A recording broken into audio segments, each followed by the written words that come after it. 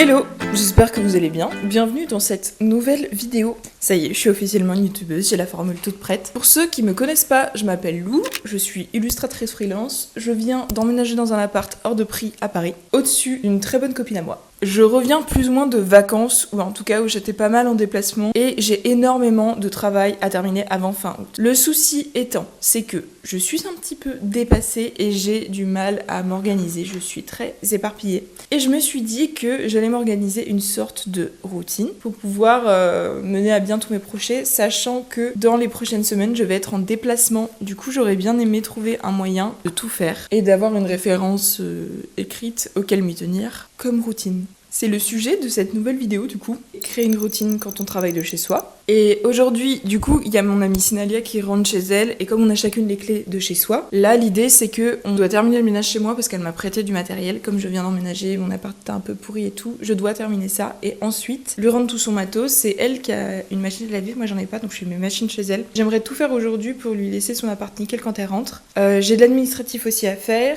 et surtout j'ai beaucoup de travail jusqu'à août, et du coup j'aimerais bien qu'on organise un petit peu mon planning ensemble, sachant que à partir de samedi je suis à Bruxelles.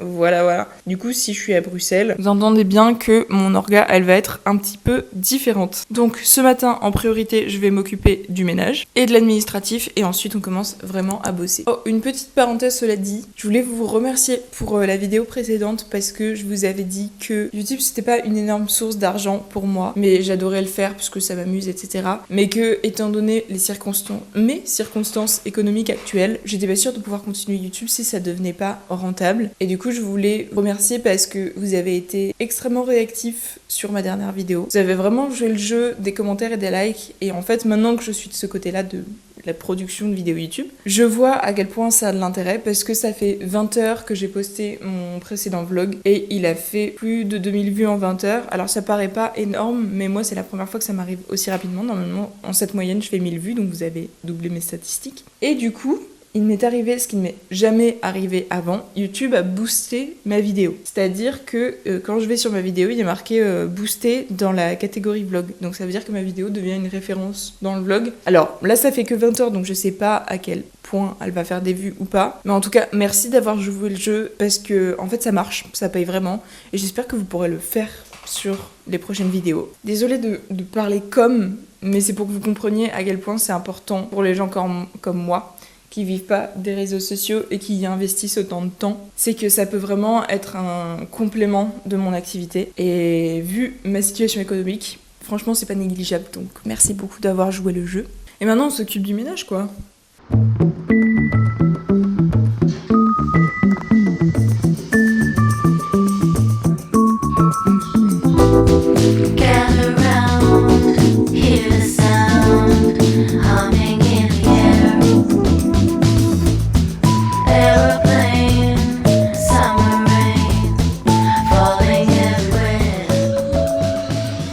Enfin terminer le ménage. Il faut vraiment que j'apprenne à anticiper mon temps. Il est 9h pile et à chaque fois je crois que ça va me prendre genre une demi-heure et ça me prend jamais une demi-heure. Du coup, je suis descendue faire la machine et tout, mais au moins mon appart il est nickel pour la semaine et c'est déjà ça. Et en fait, ce que j'ai fait hier et dont je ne vous ai pas encore parlé pour le moment, c'est que en gros je vais renouveler mes prints parce que je vais très probablement faire une boutique en ligne qui sera disponible à partir de cet automne. Et du coup, en attendant, j'ai voulu me débarrasser de tous les prints que j'avais là. Il m'en reste quelques-uns, mais c'est juste que c'est un peu mal organisé, mais j'ai vendu les 3/4 de mes prints dans le concept d'une pochette surprise. Du coup, j'ai fait des pochettes surprises à 7€ et tout est parti. Et du coup, j'ai 33 enveloppes. Voilà. Ce matin, ma priorité, c'est de continuer les envois et de vérifier que tous les virements sont bien passés. J'ai pris des notes dans mon carnet. Je peux pas vous montrer parce qu'il y a le numéro de téléphone des gens. Mais en gros, j'ai noté leur Instagram et je vérifie. Ils me payent soit par virement, soit par Lydia, et du coup il faut bien que je vérifie tout. Du coup il faut que je m'occupe de ça ce matin, sachant qu'il y a plus de la moitié qui a confirmé son virement, donc en soi je suis plutôt bien quoi. Et puis j'ai 33 ou 34 enveloppes quand même, donc c'est plutôt pas mal. Je suis assez contente. Et j'ai hâte d'envoyer tout ça, et ça fait du bien, ça me rassure un petit peu financièrement. Je vais essayer de m'en occuper, je sais pas combien de temps ça va me prendre, mais j'aimerais bien faire ça assez rapidement pour pouvoir attaquer la suite de ma journée. En vrai, il faut que je me calme, hein. Il est 9h et tout va bien. Pourquoi je suis là comme si je devais faire absolument tout ce que je dois faire en une seule journée? C'est ça mon problème, et je pense que c'est le problème de beaucoup de personnes, c'est que quand tu t'organises un truc, tout est à la même échelle d'importance. Et en fait, les choses ne sont pas à la même échelle d'importance, et tu as le droit de prendre du temps pour le faire. Du coup, il faut que je me calme, et là, j'ai décidé que ma priorité, ce serait de gérer les envois. Je vais m'occuper de ça, tout va bien. Et je vais faire les choses une par une. En plus, même la cadence à laquelle je parle montre que je suis pressée, alors que j'ai le temps. J'ai aucune obligation aujourd'hui, on se détend, on se détend.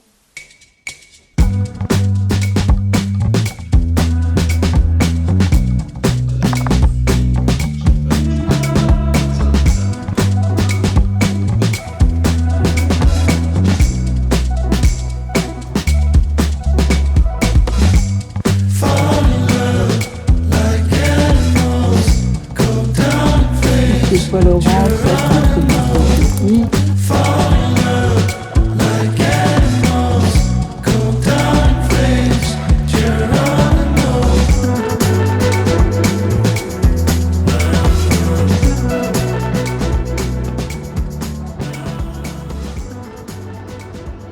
Ok. Alors, je suis quelques heures après être rentrée. J'ai un peu déconné, mais c'est pas que je vous ai oublié. J'avais envie de traîner un peu sur mon téléphone.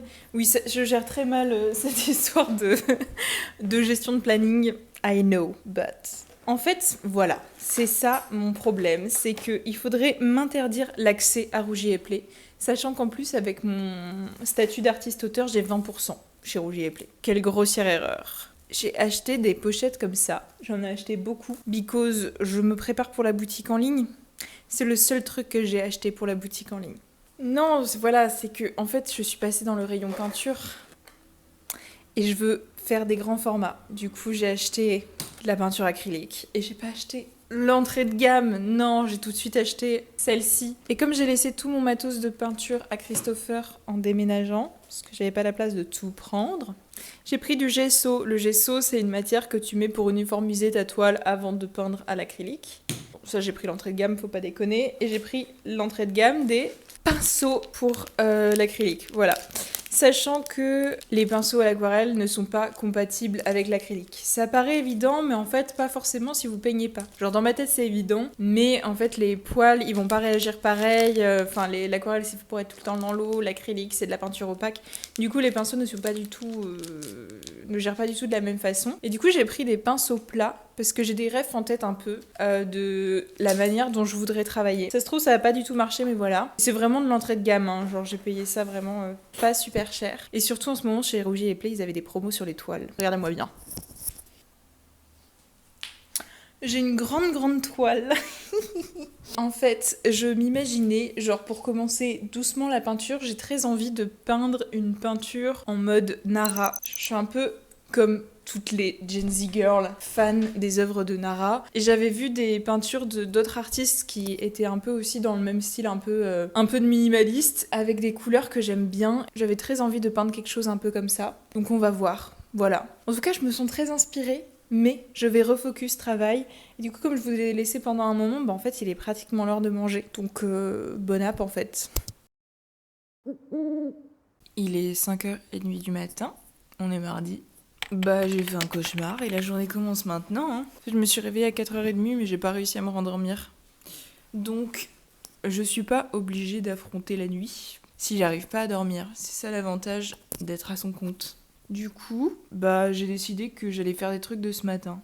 Et ça m'arrive de me lever à cette heure-ci. C'est rare, mais si mon sommeil fait que je me réveille en plein milieu de la nuit, autant faire des trucs quoi, non? Je vous ai lâché hier soir, mais en gros, j'ai envoyé le taf que je devais faire à Ticia et elle a des corrections qu'elle veut que je fasse. Du coup, je pense que c'est de ça dont je vais m'occuper. Je vais faire juste peut-être un petit peu de... J'hésite à aller sortir, à aller me promener, mais... Qu'est-ce qui m'en empêche? Comment est-ce que j'ai envie que cette journée commence?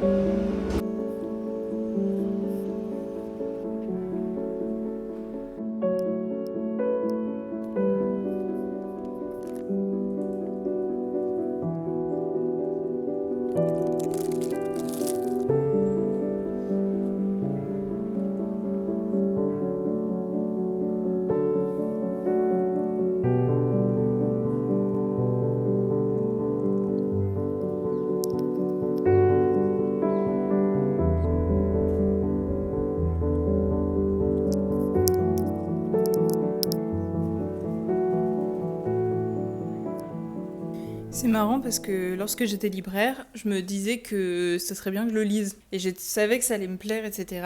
Mais j'avais jamais pris le temps de le lire parce que j'étais libraire pendant 1 an.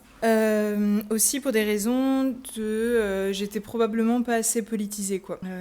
Genre, j'étais pas aussi politisée qu'aujourd'hui. Et du coup, je suis très contente de tomber dessus parce que c'est un peu une référence. Et c'est ouf, il est vraiment tout neuf. Et je comprends pas ce qu'il faisait là dehors. J'espère que je l'ai pas volé à quelqu'un, qu'il l'a posé là en mode il est 6h du mat, je reviens dans une seconde. Peut-être je l'ai volé à quelqu'un, je sais pas. Mais en attendant, j'ai un livre que je voulais lire dans ma bibliothèque qui est tombé du ciel.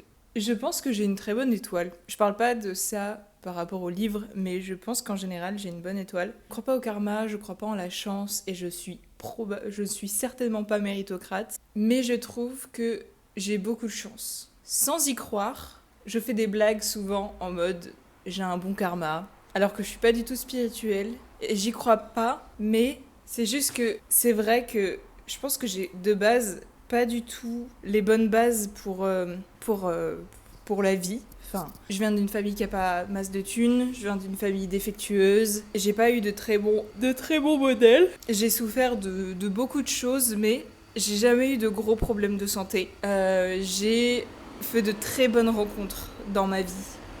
Et j'ai souvent de la chance dans le sens pas hasardeux, karma, je sais pas quoi.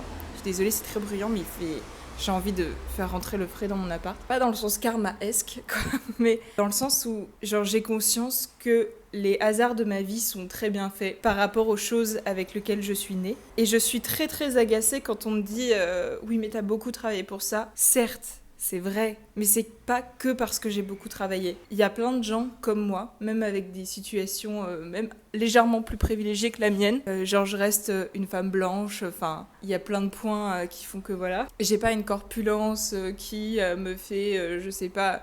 Je dis pas que j'ai le body privilège, mais je l'ai un peu quand même. Genre, j'ai un corps solide et fonctionnel, j'ai pas d'handicap, ni visible ni invisible, j'ai une bonne santé, j'ai fait des bonnes rencontres dans ma vie, mais il y a plein de gens qui ont probablement travaillé autant ou plus que moi, qui n'ont pas eu la chance que j'ai. Et du coup, je sais pas où est-ce que je vais en venir en disant tout ça, mais j'ai conscience d'avoir beaucoup de privilèges comparés à la situation dans laquelle je suis. Je sais pas pourquoi je vous raconte ça. Peut-être parce que j'ai pas assez dormi. Je sais pas à quelle heure je vais me lever ce matin. Je sais pas à quelle heure je vais me coucher ce soir, mais ça va être un délire. Ce cadre, il est éclaté au sol, non? Je suis drôlement basse. Vous allez vous en contenter. Voilà. Qu'est-ce que j'allais dire? Il doit être 7h30, 7h50. J'ai mes rendez-vous administratifs au téléphone. J'ai la CAF qui doit m'appeler à 8h30. Du coup, on va faire ça avant.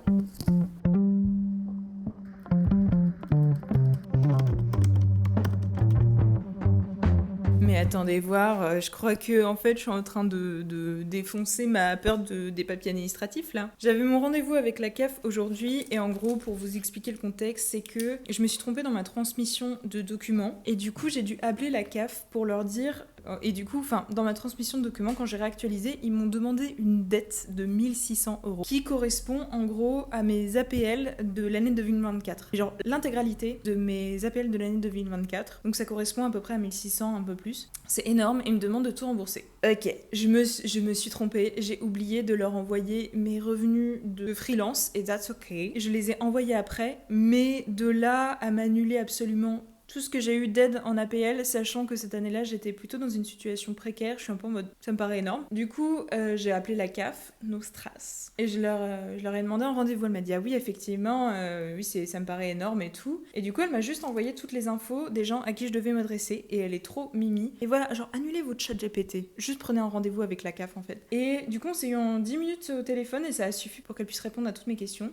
Du coup, je vous lis le petit mail que j'ai envoyé. Bonjour, je m'adresse au président de la commission du recours amiable. Je sais pas parler. Je sollicite une remise de dette pour celles qui me sont demandées sur mon année précédente. Je ne suis pas familière de l'administratif digital, mais je m'améliore, et réactualiser ma situation de micro-entreprise, déclaration de ressources, ce qui a déclenché ma dette. Je la comprends totalement, c'est moi qui me suis trompée dans ma transmission de documents, cependant, la somme me paraît vraiment excessive, étant donné que j'étais dans une situation précaire cette année-là. Que les revenus de mon entreprise étaient inférieurs à tant, et de toute l'année, et que les CDD que j'avais à côté ne me permettaient pas non plus d'avoir d'avoir un train de vie décent. Je suis bien sûr prête à prendre en charge mes erreurs, cela dit, je souhaiterais une révision de la dette. Merci pour votre attention, je serai davantage méticuleuse avec l'administratif à l'avenir. Cordialement, la bise à Denise. Et envoyé. Voilà, et en fait... Tout ça, je devais le faire. C'était le dernier papier que je devais faire. J'ai déjà fait toutes mes démarches pour la CAF et tout. J'ai demandé à la dame si ça allait altérer avec la démarche d'APL que j'ai fait actuellement. Elle m'a dit non, tout va bien.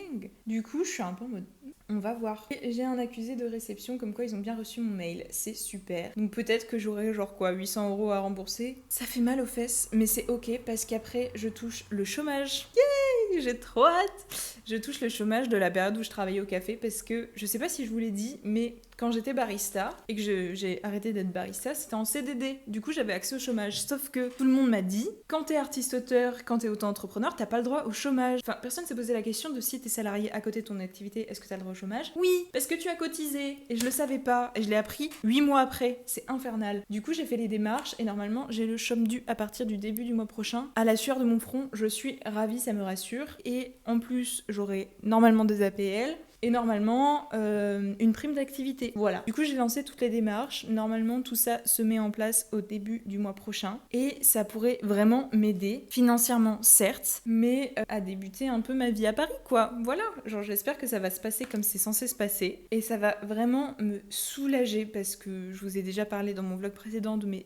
inquiétudes. Mais là, ça commence un peu à se clarifier et ça me rassure. Voilà. J'espère que vous avez aimé cette introduction administrative. Et c'est ça la vraie vie. Est-ce que vos influenceurs vous ont déjà parlé des APL? Je pense pas, non. Voilà.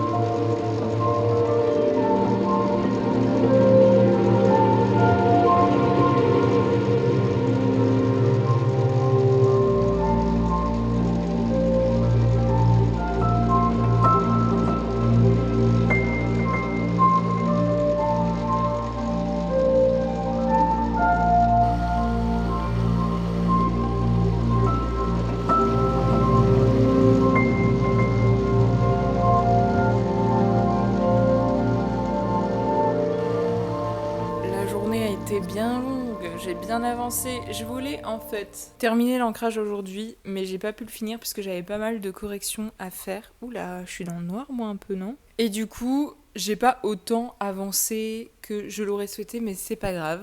Demain, il va faire 35 degrés à Montpellier, j'allais dire, à Paris. J'ai pas hâte, je vais passer juste je vais juste être enfermée chez moi, clairement. Mais il est peut-être 21h et en fait, j'ai les paupières qui se ferment toutes seules à cause de l'insomnie que j'ai eue. Du coup, je vais aller me coucher et je vous lâche là pour aujourd'hui. Et on se rejoint demain pour continuer de travailler ensemble. La bise à Denise.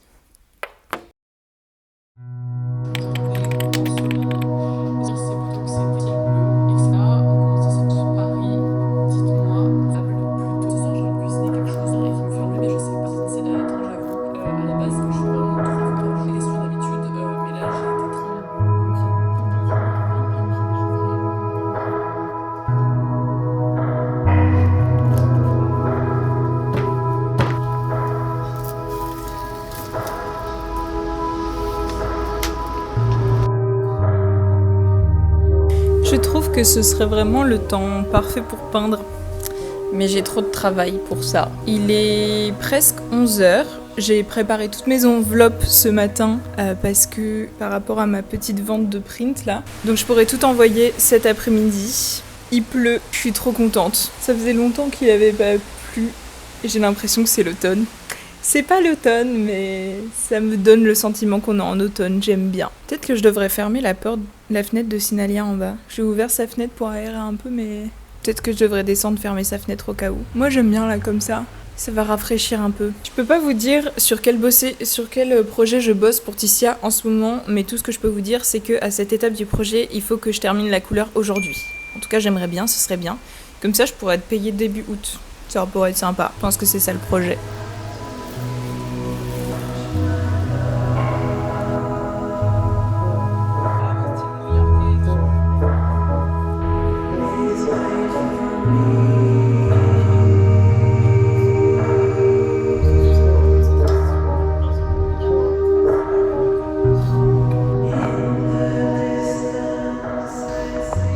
Franchement, j'aime trop cet appartement. On est bien là, quoi.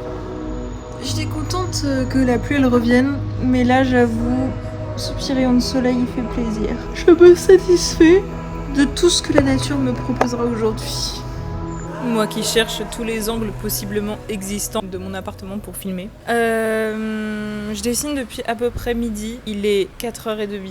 Et en fait j'ai passé trop de temps sur les écrans, je sens que j'ai genre grave mal à la tête. Du coup ce que je vais faire c'est que je suis surexposée. Voilà, déjà là c'est un peu mieux. Peut-être que c'est super terne, bon c'est pas grave. J'espère que vous appréciez les bruits de ma rue. Ma rue est extrêmement bruyante. Mais du coup, j'ai grave mal à la tête et en fait, je pense que je mérite une pause. Voilà. Genre, je sens que j'ai le cerveau en bouillie parce que quand je dessine, genre là, en gros, j'ai une certaine palette de couleurs à respecter et je cherche un peu de cohérence entre les couleurs et ça matche pas comme je veux et genre, je bloque et ça veut dire juste que j'ai besoin d'une pause. Ce soir, je sors vers 20h. Du coup, il faudrait que je me prépare un peu. J'ai grave le temps, il est que 16h, mais faut que je range mon appartement et tout. Peut-être si j'ai le courage, sortir ma valise pour faire ma valise pour Bruxelles. I don't know. Et voilà, je pense que ça me ferait du bien à la tête. Puis je mérite de prendre une douche aussi. Et d'aller chercher mon linge en bas aussi. Beaucoup de responsabilités aujourd'hui. Dit la meuf qui travaille depuis son lit, mais bon.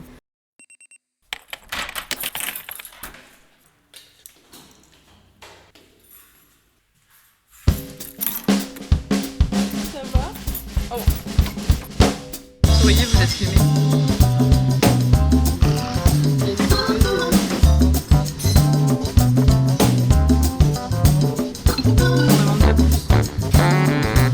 J'ai des draps marrons, c'est mignon, non? Je savais pas s'ils allaient bien rendre les draps marrons, mais en fait ils rendent bien, ils rendent grave bien. Alors, je vais pas tarder à terminer ce vlog. Je vous fais une petite parenthèse avant de vous quitter, mais je pars à Bruxelles demain. Je n'ai toujours pas fait ma valise. On revient de Plural avec Sinalia, c'était trop bien. Et dans une dizaine de minutes, j'ai un pote qui passe chez moi pour que je lui apprenne Da Vinci. Du coup, là l'urgence c'est surtout de faire ma valise que je n'ai toujours pas faite. Voilà.